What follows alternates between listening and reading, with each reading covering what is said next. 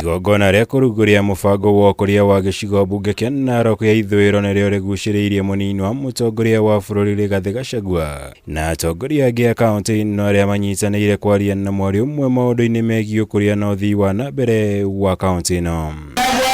Nĩ hĩndĩ igongona rĩrĩ GACHAGUA athingatire rũrĩrĩ rwa UKABI kũhĩmbĩria gũthomithagia ciana ciao cia airĩtu, na igũrũ rĩa ũguo matiganĩrie ũndũire mũhĩtũke nĩ mahinda wa kũhikithagia ciana ciao cia airĩtu irĩ nini. Hawa wasichana wetu tafadhali tuwapatie nafasi wasome, ndio watakuja kujitegemea huko mbele. Yale utamaduni tulikuwa nayo pale mbele ya kufanya waolewe wakiwa wasichana wadogo bila kupata nafasi ya kusoma, ningeomba jamii ya hiyo utamaduni umepitwa na wakati.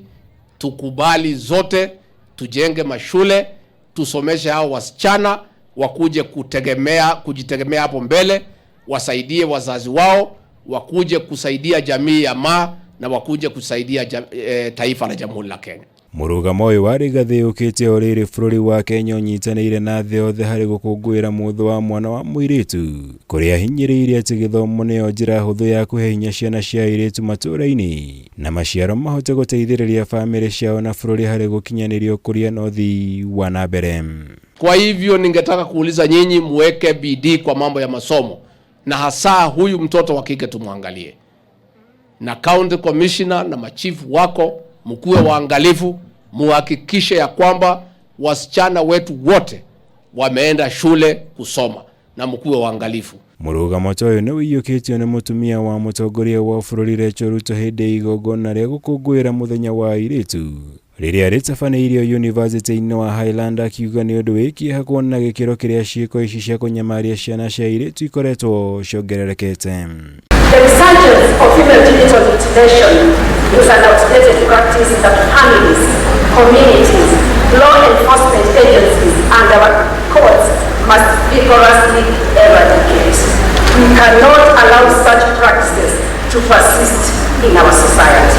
Kũringana na First Lady, mũigana wa ciĩko cia ngũĩ cia kĩmũciĩ 3,762 nĩcio ciatangathirwo mwaka-inĩ mũhĩtũku, nyingĩ iria ciahutirie airĩtu na atumia na njĩra itiganĩte ta kũhũrwo mbara ya mwĩrĩ, kũhahamwo kĩmwĩrĩ hamwe na ingĩ. Ladies and gentlemen, there is hope. With the promulgation of the Kenya Constitution in 2010, we have witnessed significant progress in many areas, including access to education and healthcare for our girls.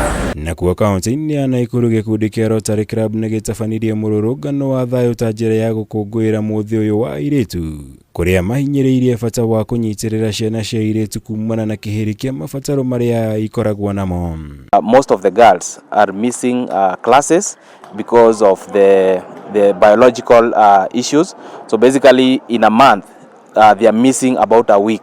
So by providing these sanitary packs, we are allowing the girls to be able to be in class all year round without missing class, and also to be able to be proud to go through this biological activity because the parents are so poor. Ngĩribotera Kameme TV, Gĩthomo Wagunya.